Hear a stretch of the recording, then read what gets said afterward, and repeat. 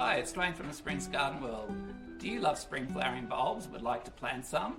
Well, I've got some tips for you on how to plant them in the garden and in pots because it's not too late to start. Okay, so tip 1 is the main thing most people do wrong when they're planting bulbs is planting them upside down.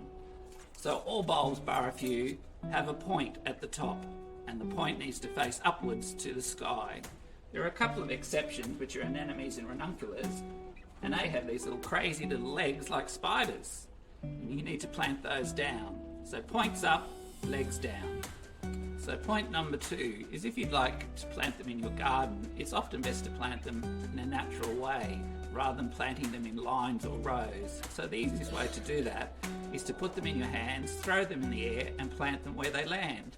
When they grow in the spring, you'll find that it's a much more natural effect. And point number 3 is some of the bulbs like a longer chill time, such as tulips and hyacinths. So you need to put them in the crisp of your fridge for at least 6 weeks before planting. So since we don't have a garden to plant our bulbs in today, I thought I'd show you how to plant them into a pot. You can use any pot or container, the quirkier the better. They don't have to be a certain depth or anything like that. You can mix your bulbs together, you can mix your bulbs with other plants as well, so it adds more interest. Once again, remember, points need to face up. So line your bulb pot with about 2 inches of soil or potting mix, a good quality potting mix. You can use a bulb one, but any good quality one will do. Place your bulbs down into the soil, points facing up. If you've got lots of bulbs, it doesn't hurt to put them close together, so they don't have to be spaced apart at all. Once again, points facing up. I often like to, once I fill the pot, is to plant some little annual flowers like pansies and violas on top, so there's something of interest while we're waiting for the bulbs to appear. So once you've got your bulbs placed, then gradually fill them up. Rest of the pot with potting mix.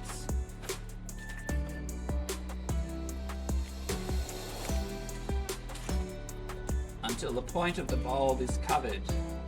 You might find if you buy some bulbs, because it's a bit later in the season, they've already started to shoot. So just allow the shoot to poke through the top of the potting mix. Okay, our masterpiece is finished. We have our pot full of potting mix, and underneath, of course, hidden away are our bulbs ready to and waiting to emerge coming into spring.